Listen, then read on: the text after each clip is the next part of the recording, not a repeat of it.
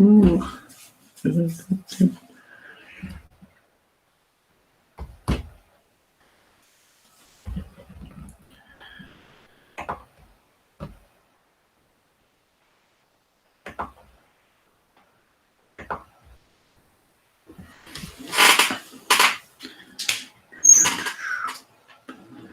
Good evening. Welcome to another episode of the Colts Saturday Show. I best make sure my mic is working. We are live. We are going to be doing a draft recap. Joining me now is my co.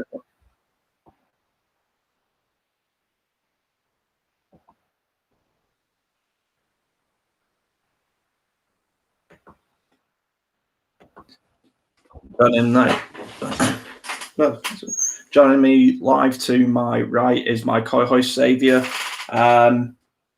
It's currently the 6th round. It's just started, I believe. Mm-hmm.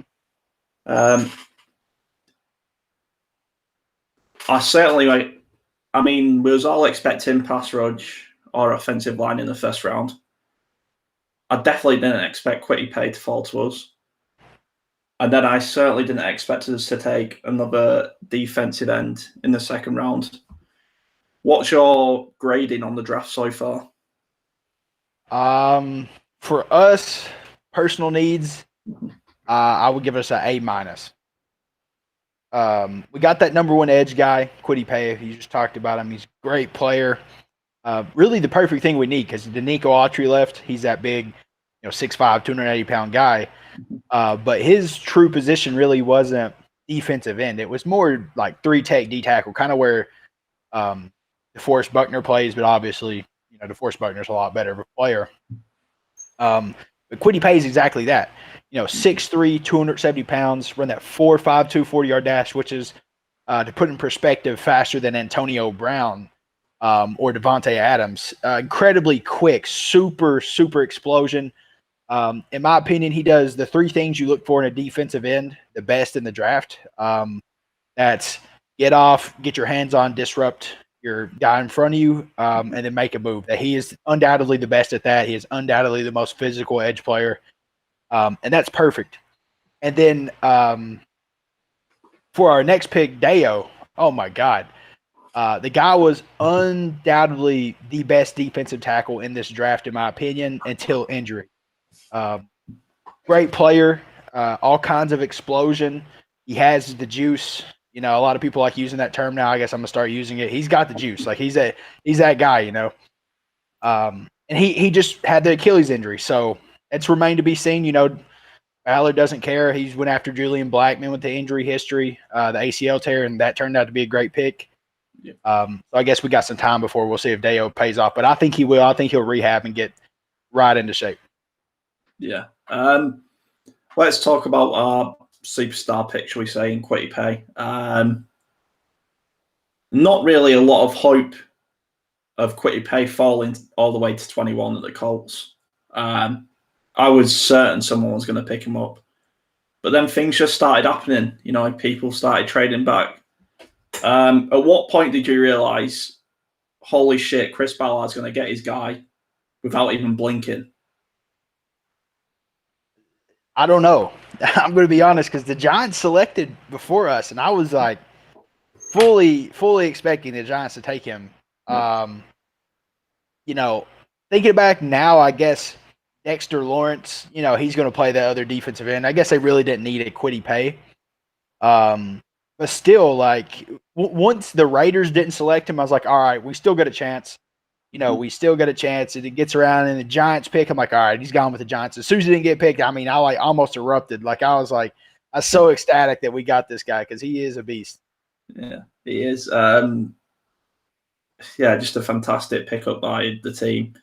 I did see an excellent tweet that sort of hammered home the point of Chris Ballard's draft. I think it was either Cody or Derek of Bring the Juice. I can't remember which one. But they said, we didn't lose to Buffalo because we couldn't score. We lost to Buffalo because we couldn't get to the quarterback.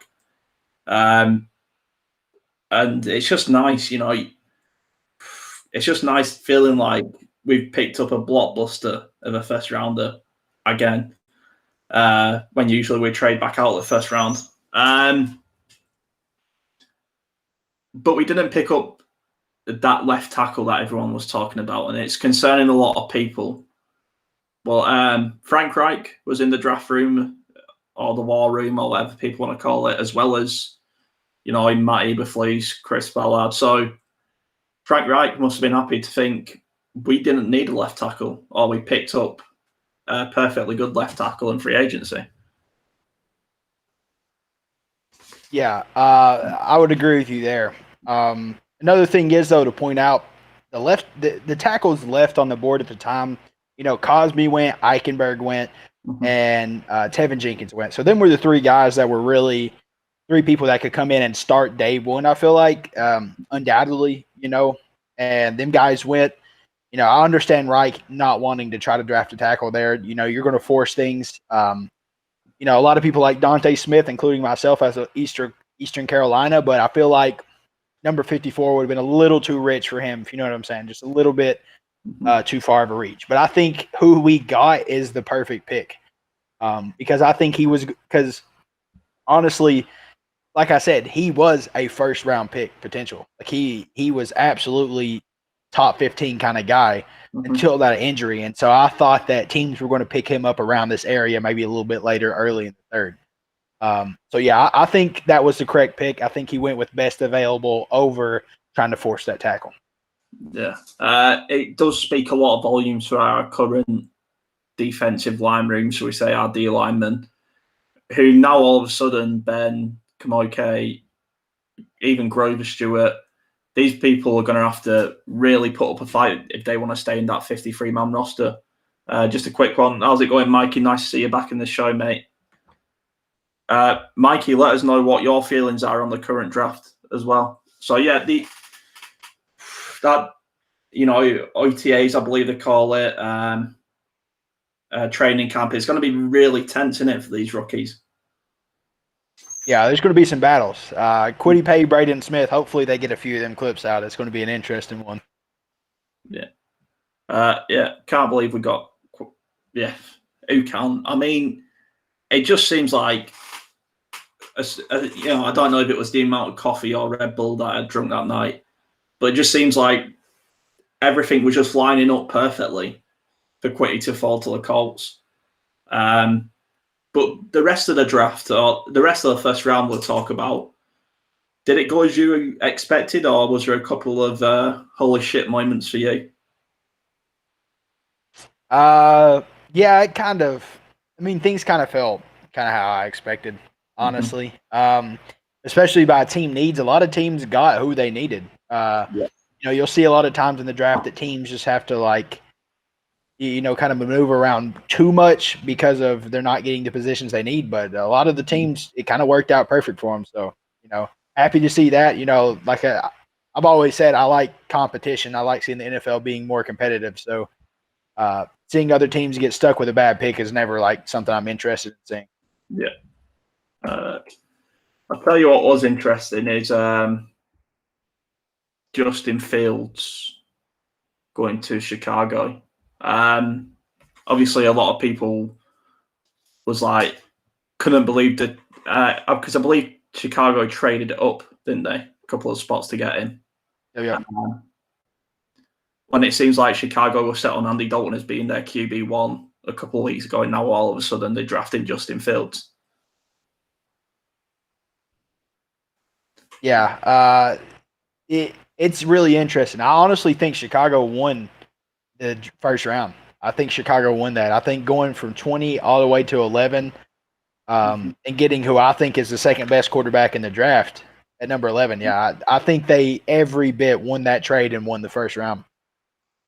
Yeah, I believe Justin Fields is second. I believe Justin Fields is closer to Trevor Lawrence than Zach Wilson is closer to Justin Fields.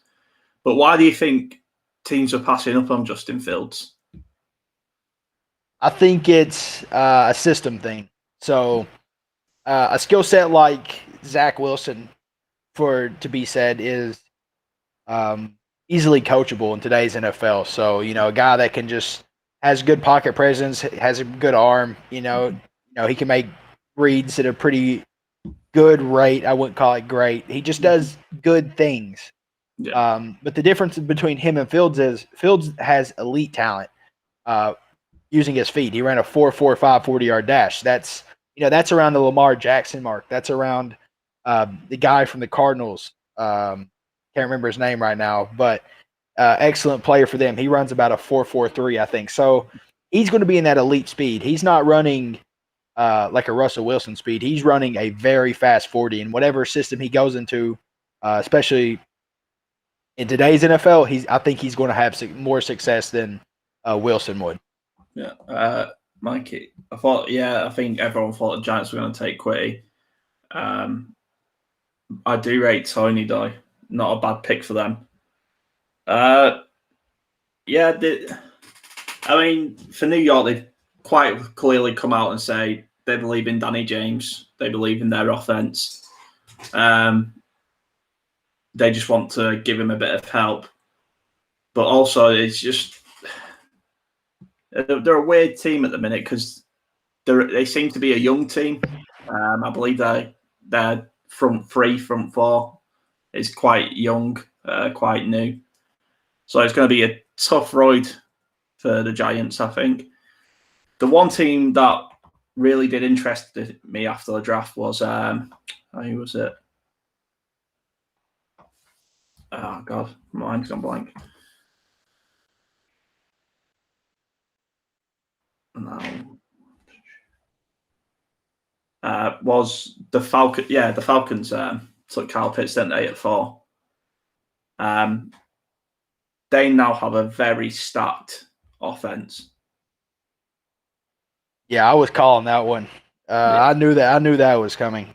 Kyle Pitts was just like, after his pro day, he was just pretty much can't miss. Yeah. At that point, and even his play, I mean, there was no one in NCAA that could guard him. I didn't see one person go out there and just like make him look bad or make him look like he's not, or make him look human, I should say, because he pretty much dosed everyone that he played. So I was expecting that to happen. Like you said, I think the Falcons, if they can find a good coach, good offensive coach, they're going to be, absolutely elite in every way. Mm-hmm. I was trying to get the offense, because it is. I just remember looking at it on draft night going, wow, I do not want to face them too many times in a year. Let's talk about our picks again. Obviously, Quitty, Deo. I'm just going to call him Deo. I'm not even going to try and pronounce his last name. You like the look of him. You think he was the best tackle potentially before injury. No third round pick, obviously, but a tight end at 127 overall. Kyle Granson, and then Sean Davis at safety 165 overall. What do you make of these picks for the Colts? Because although I was expecting an offensive weapon, I probably would say I wasn't expecting a tight end. I heard he could be a very, very specialist in special teams. That's what he could be really good at. And safety as well was a bit of a out of a nowhere pick. Yeah, the safety one I think comes from us not having any safety depth last year. I forget the game we played. The Steelers.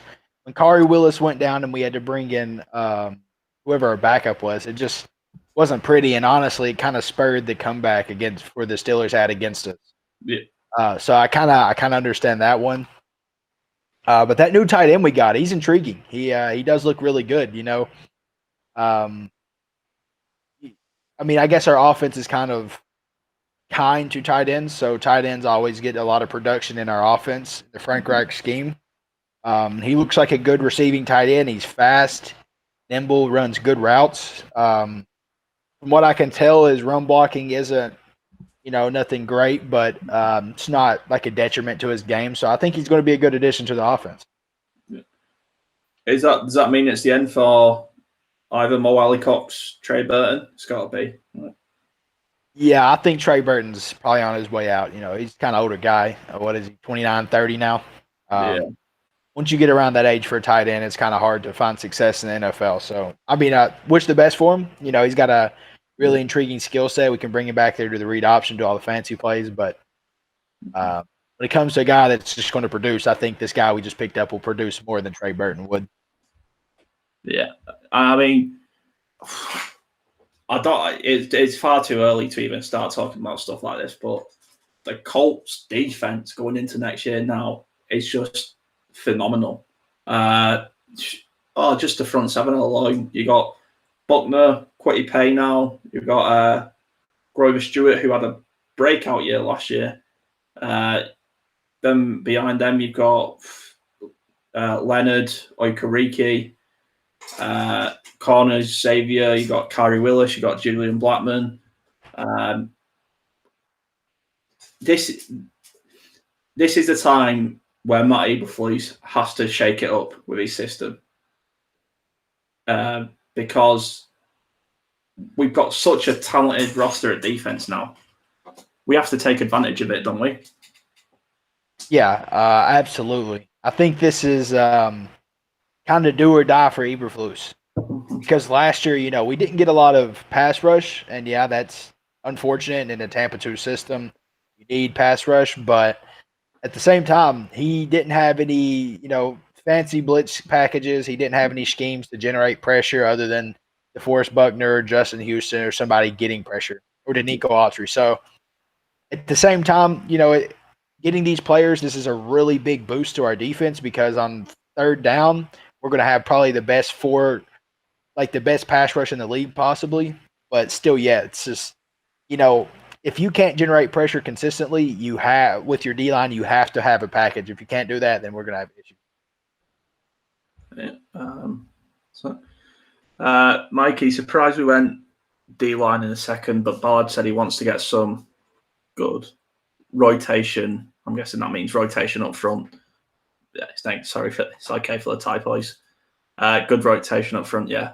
The one thing that was good about this Colts team last year is everyone played their part, and it's been a familiar theme throughout the years, especially since Frank Reich's come in, is that everybody has a position and everybody plays that position. You don't start a rookie, you mess about on special teams for a year, and then all of a sudden you're the starting player. If you don't carry your weight in special teams, you're not getting into the first team. And I'm sure we all watched with the next pick. Fantastic series. I just wish there was more episodes this year. But, Chris Ballard says it all the time, is that so you have to want to be coached.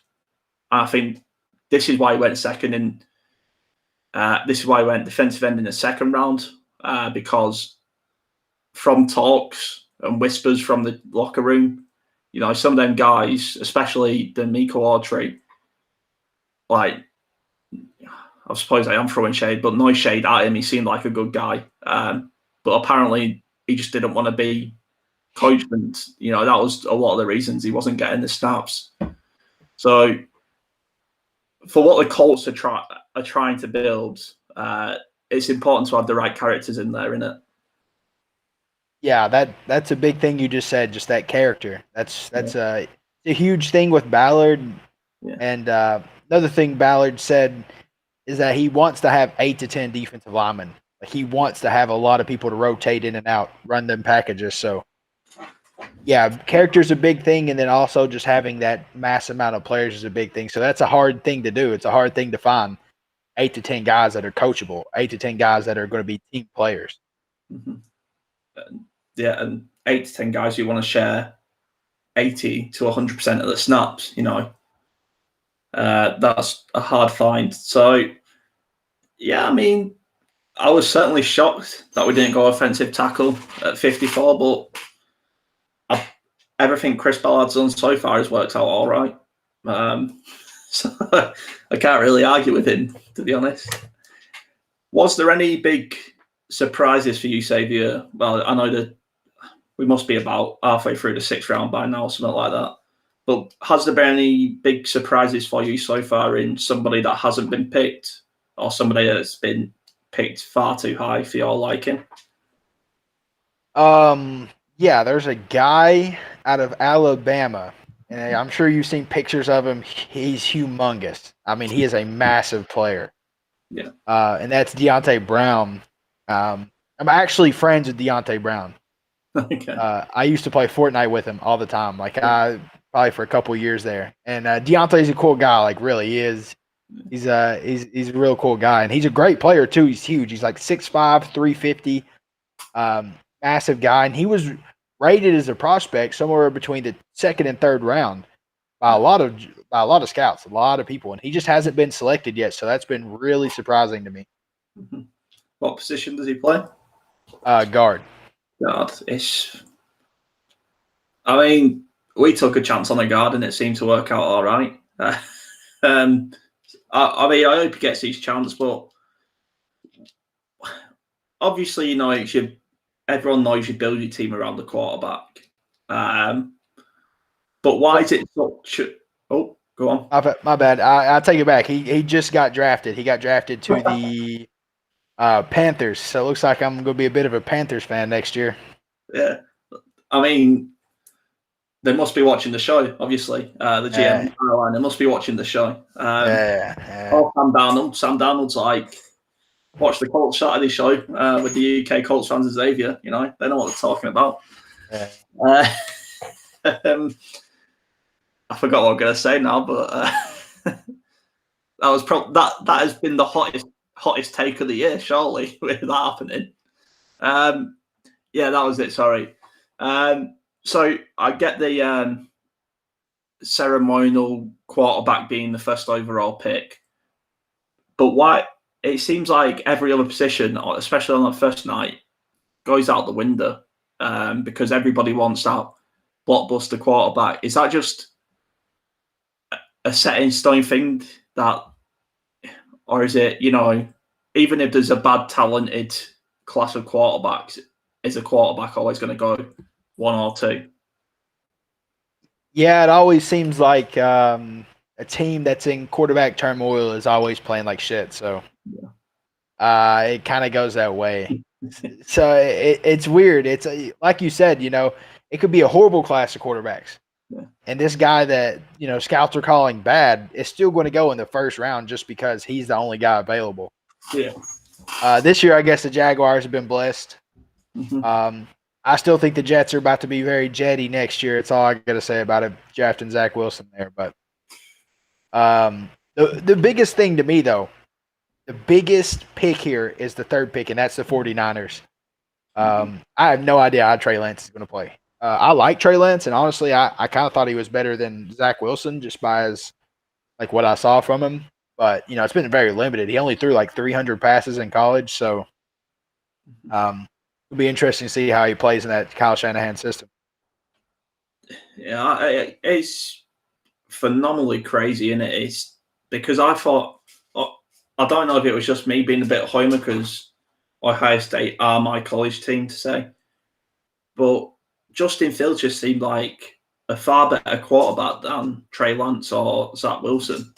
And like you said, these young lads are not going into a good situation, right? That's why they're being picked. So I think Trey Lance might get exposed heavily, and I think Zach Wilson is going to be probably in the same position that Sam Darnold was in all them years ago. We will talk about the number one overall pick, Trevor Lawrence. My prediction didn't come true, unfortunately, that he was going to slide, but hey. I mean, the kid's talented. Don't get me wrong, very talented. He's got a good receiving core around him. But it's just a matter of, the NFL is a different level. And is this kid going to be able to step it up a gear, when it's DeForest Buckner running at him and not some D2 college kid? Yeah. I know you're a big Ohio State fan, so I'm sure you're a big fan of Urban Meyer. Yeah. Yeah. But I think them headaches are going to be back by about week 9. I think once he sees what this AFC South has for him, I think he's going to be out the door pretty quick. Because, in all honesty, I mean, I like Urban Meyer, and I think his defensive packages are adequate for the NFL from like what I've seen. But he's playing a different game. Only kind of his saving grace here is Trevor Lawrence, because I'm a Trevor Lawrence truther. In all honesty, I think he is a great player. I think that, like you said, though, he does have more flaws than people let on. He's not like an Andrew Luck prospect. He's not like a Peyton Manning. He's close to that blue chip level, but he's not exactly that blue chip level. You know what I'm saying? He's just not that guy. But I do think he does have the qualities to lead that offense. It just remains to be seen. No one really knows with him just yet. I just got a funny feeling he's going to be, with the utmost respect, he's going to be another Matthew Stafford, in the fact that he probably is a fantastic quarterback and can make every throw on the field and drag his team to a win, but are the Jaguars going to look after him? 49ers should have taken Fields. I believe they should have. Heard something about 18 of the 16 QB evaluators had Fields at QB1. Yeah, I'm not shocked. I really thought Justin Fields was a lot closer to QB1 than the other lot would to QB2. Again, it's what teams like. It's schemes, it's coaches, it's, they do the funny interviews where they'll give them a random question like, do you have mustard or ketchup on a hot dog? And that can determine if a team drafts them or not. It's a crazy world. It's a crazy, crazy world. But a team that did, I'll say they didn't surprise me, because they are awful at drafting and they are awful at building a team, is the Bengals. Your franchise quarterback was ruled out of the season because of a freak injury, and then you don't go and draft a fantastic offensive lineman. I mean, what was you thinking when that pick came in? Yeah, I was pretty taken aback. I was kind of blown away by that, especially with guys like, another thing though, in the second round they take a guy like Jackson Carman, who is just completely off like everyone's top 10 tackle radar. So that's weird. I get they want to bring back wide receiver from LSU. He's a great player. All right, they're rekindling the connection. But at the same time, Penei Sewell is like, he's just a beast. I don't know if you saw like the Lions conference whenever they drafted him, but everyone like in Lions camp was like slamming the desk. They're so hyped up, like high-fiving each other. It's crazy. I've got that. Honestly, because I was quite a big fan of Joey Burrow through college, and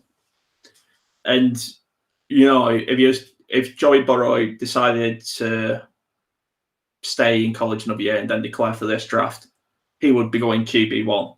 It was as simple as that.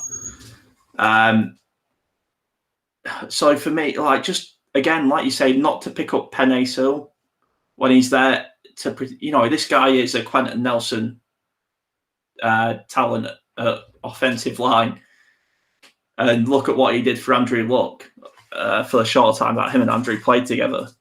And then,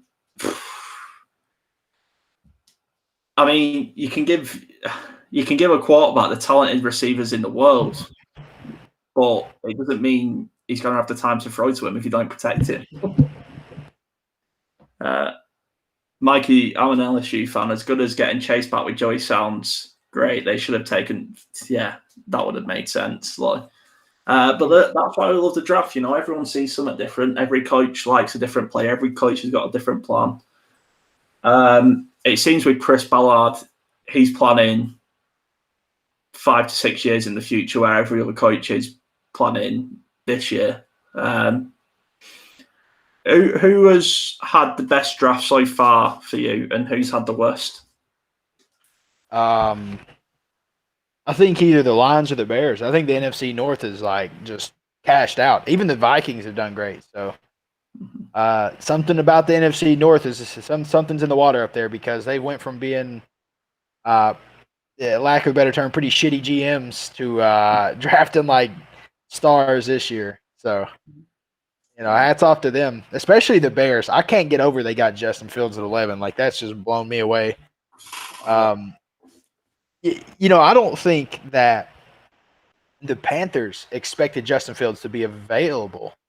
If they never made that trade for Donald, I think Justin Fields would have went for the Panthers. But just because of that trade, I guess it just didn't happen. I mean, that's exactly why they've made that trade for Darnold, right? Because everyone in the right mind's thinking the only quarterback left at 11 is probably Matt Jones, who we'll get onto next. I mean, 15 overall is still about 3 rounds too high for me, so I don't know how you feel about that pick. Yeah, that's just I'm still in disbelief that he somehow got like Tom Brady comparison all the way into the first round. Like it's crazy to me. This guy was legitimately like a fourth round pick, third round pick area, and all of a sudden, like a month before the draft happens, it's just like people are just launching him up the billboard, and then romanticizing the Tom Brady is Mac Jones because they're both fat and out of shape coming out of the draft.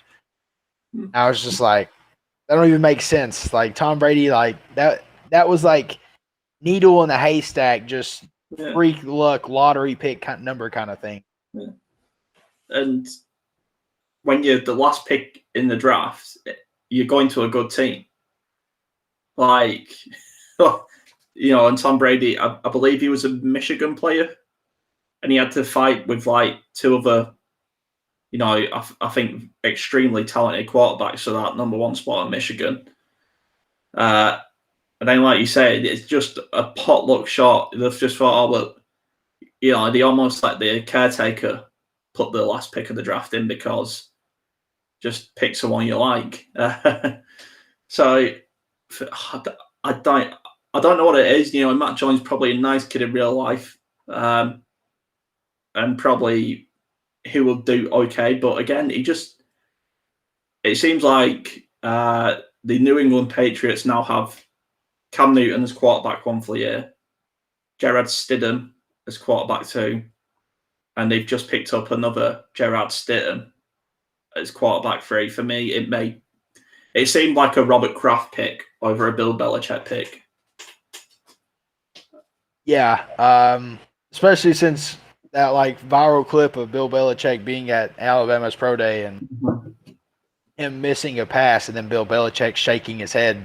Yeah, and like I don't know. It does seem very weird. I guess Bill Belichick does love the not mobile, like just fast evaluator of a quarterback because that's kind of the system he runs. But at the end of the day, like Mac Jones just isn't a first round talent, in my opinion. What I've seen of him, like he's surrounded by all kinds of talent at Alabama. Sure, he's throwing this, he's doing that. But in all honesty, you could have had a guy that is not even half of his skill level, I guess, and Alabama still wins the national championship. It's just not. It's not a good comparison. Alabama's like an NFL team compared to pretty much every other team in college football. Yeah. We'll talk about the AFC South quickly because that's where we live as a team. Okay, the Texans, I believe, had their first pick today. If I remember right, they chose a quarterback, David Mills, or something like that. I can't remember what pick overall. But that's pretty much saying that regardless of what's said about Deshaun Watson is true or not, he is no longer a Houston Texan. Wait, who's no longer? Who'd you say? I'll say, regardless of what Deshaun Watson's done, whether it comes back as true or not, these allegations, with the Texans drafting a quarterback in the 4th round with their first pick of the draft, it seems like Deshaun Watson's out of there. Yeah. That's definitely like a huge security blanket, one way or another. Yeah. I have a strong feeling that like the relationship there with Deshaun. I mean, Deshaun Watson, the relationship was already strained as it was, and then it's just this happens. Like, I see no way Deshaun Watson stays in Houston. Like you said, I don't see it happen. Yeah. I mean, it's hard to judge the Texans on Bill O'Brien's failure of getting rid of every single pick for the next 5 years or whatever it is. So we'll just say they're probably going to be. I think the Dolphins have their first round pick next year as well, don't they?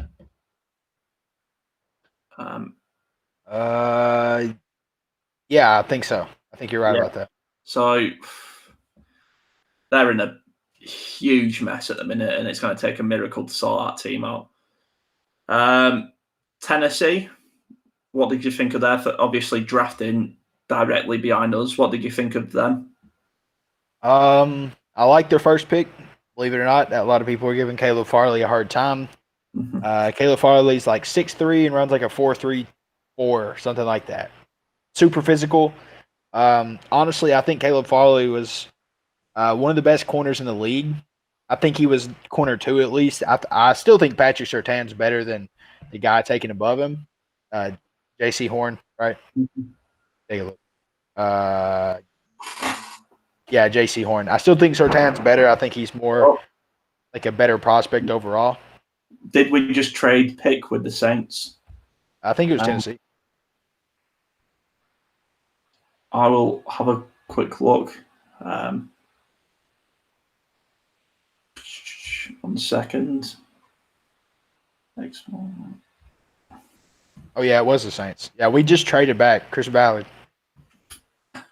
Not surprised. It was definitely coming at some point. So we have received their. So we have received 218th overall, which was the Saints' 6th round pick, and we have received a 7th round pick, the 229th pick overall. This is, just Chris Ballard saying, we'll have another couple of picks. Why not? He obviously doesn't rate anyone high enough to pick right now. So, bit of a. They obviously got a couple of guys they want to take a shot on towards the end of this draft. So, just a bit of a. I'd say it's a win-win trade for both teams, but it's a sensible trade, isn't it? Because obviously the Saints have spotted someone, and we all know Chris Ballard loves these draft picks. Yeah. I don't know if you know who this guy is, but there's a guy that's coming out of Miami of Ohio that just got drafted to the Bills. Okay. And you know how the Bills, they always have this talent. Somehow they let go of Wyatt Teller, who ended up being like top 3 tackle this year. Ended up going to the Browns.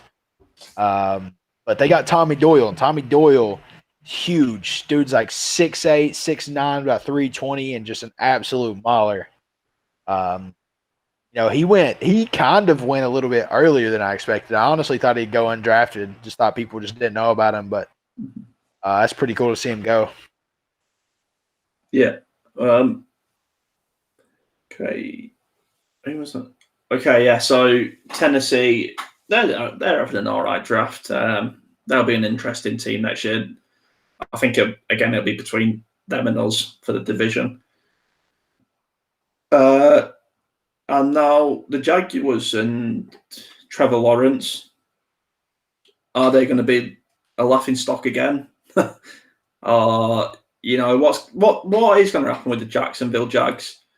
Because they've drafted the talent, but there's still a long way to go before they're a contending team, isn't there?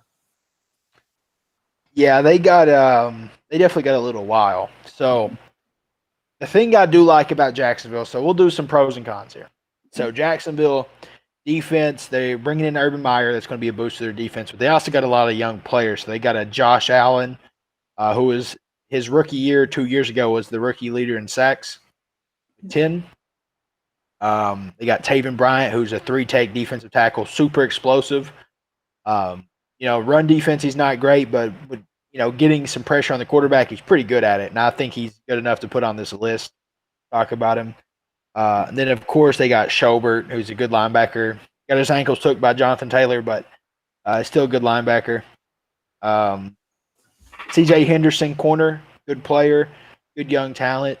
And then Miles Jack to top it off, who's probably the best player on that defense. So they got a lot of good young talent, and I think bringing in Urban Meyer was probably the best thing to do because he's going to get the best. You know what I'm saying? He's going to get the most out of that good young talent.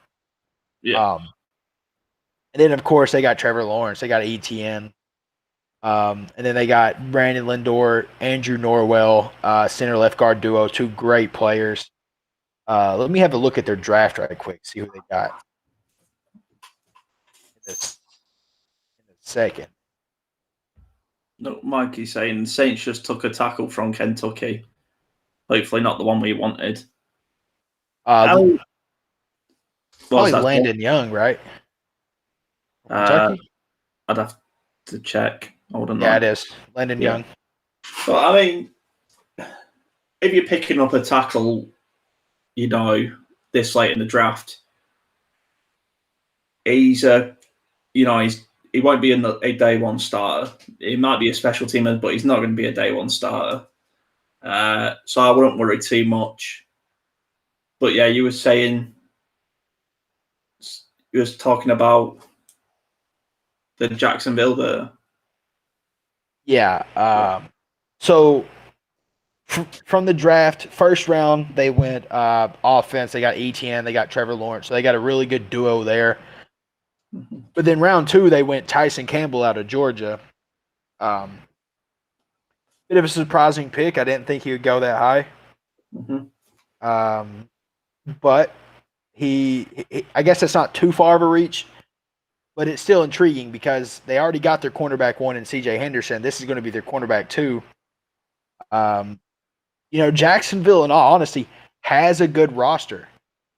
If they don't succeed, I really think it's all on Urban Meyer. In all honesty, like this is Urban Meyer. Their team is good. They have a good team. They had a good team last year. It's just they didn't have a quarterback. Now they got their guy. Let's see what they can do. Yeah. And lastly, the Colts. I mean, it's all positive, isn't it? It's all looking well for the remainder of the off season. Yeah. I mean, we got our tight end. We got our 2 defensive linemen. John Davis is an interesting pick. I kind of like interested to see what Zach Hicks is going to pull up on him because I'm sure he's through 40 clips on Twitter already. I just haven't taken a look. Gotta say, I went to after the Colts had picked. I went to bed. The first round, I was knackered. But what did a running back go in the first round, or Najee Harris was it who went in the first round? I can't remember. Yeah, 2 running backs went in the first round. 3 running backs, yeah. So Najee Harris went, I think, 24th. Yeah. Let me check. 24th to the Steelers, and then Travis Etienne went a pick right after to Jacksonville. Yeah. And what I would say about running backs is obviously Jonathan Taylor's really opened this up to me. In college, it's probably easy for these running backs to run stretch plays, right? Because they're probably faster than everyone else on the pitch. That's why they are them running backs. And what Jonathan Taylor learned very quickly is you can't do that in the NFL. You can't run farther or faster than someone like Darius Leonard, who has the best sideline-to-sideline speed in the league, probably. So these running backs, you saw Jonathan Taylor. He learned how to cut it upfield and when to cut it upfield, and he became arguably offensive rookie of the year, probably behind Herbert, if anything. So what would you say the big transition is for a player on what position, if that makes sense? So, like, what's the hardest transition for a positional player in the NFL? Wow, that's a really good question. I think you kind of got it on the head there with running back. I think running back is a big one for a guy to transition to, especially from pretty much all zone running in the college level to coming up to the NFL. And it's like every successful team pretty much has a power run scheme or some version of that. People just don't spread the teams out like they do in college and run the ball. So I think that's a big difference. My personal pick would be cornerback. I think corners are incredibly hard to find coming out of the college level. So that's why guys like Patrick Surtain I rate so high because, he's kind of can't miss at that position. And, in all honesty, how often do you see a first-round cornerback, play out? Yeah. Yeah. I want to talk about something extremely embarrassing, I would say, in the draft, right? And it was today. I was watching it. I was just catching up with the fourth round, and how we have them banners in our stadium and in the Jim Irsay's hangers saying like AFC champions, blah blah blah, 1999 or whatever. We have all them banners hanging up. I saw a Washington fan who had his little scarf thing or little towel, and bless him, he's probably so proud of his team, but it said NFC East champions 2020, and I just thought I wouldn't be proud to have that on a bit of kit of mine. Do you know what I mean?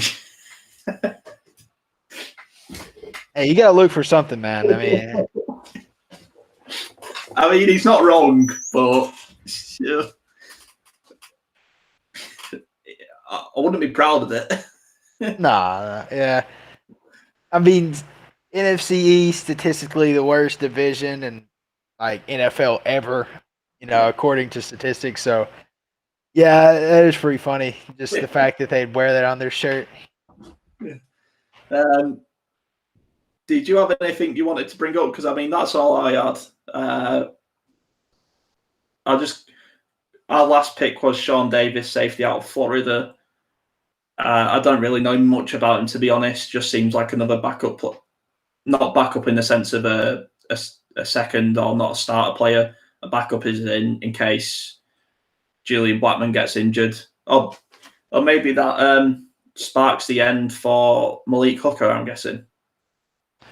Yeah, I think so. I think Malik Hooker's. I think his ship has sailed. It's really weird because he hasn't signed with anyone yet. So, I wonder why it's taken so long. Because Malik Hooker was. When was he drafted? 2017? Is that when he was? Or 2016? 2016, I think. 16? It might have been early. It might have been 2015. Was he Ballard's first pick? Is that who he was? No, I don't think he was. Wasn't? Okay. I don't know who was Ballard's first pick. I'd have to search that, but he's definitely been at this team for a bit now. I remember he was the first sort of player I followed because he was at Ohio State. I think we took him 15th overall. Yeah. Top 15. Yeah. But yeah, he had the potential. He could make spectacular plays, blockbuster plays like one-handed interceptions, but he just on the day-to-day, on the grind play, shall we say, the 3rd and 7s in the third quarter with 8 minutes left of the third quarter, them sort of nothing plays, he would switch off and all of a sudden, the team's in the end zone. So it just hasn't worked out. So maybe that's why we picked up a safety there, I would guess. Anyways, have you got anything you'd like to add or talk about? No, man, I think we got it all covered. I think we got it all covered. That's excellent. We've been talking Colts football 50 minutes now. Is the 6th round still going on? Or is it? Yeah. Yeah. Okay. I'll love to see who we pick up in the 6th round. And on that note, thanks for everyone joining and watching. Mikey, thanks for coming in and saying hello. It's nice to see you again. I've been harassing UK Colts fans. You know who we are. You know who my co-host is, Xzavier.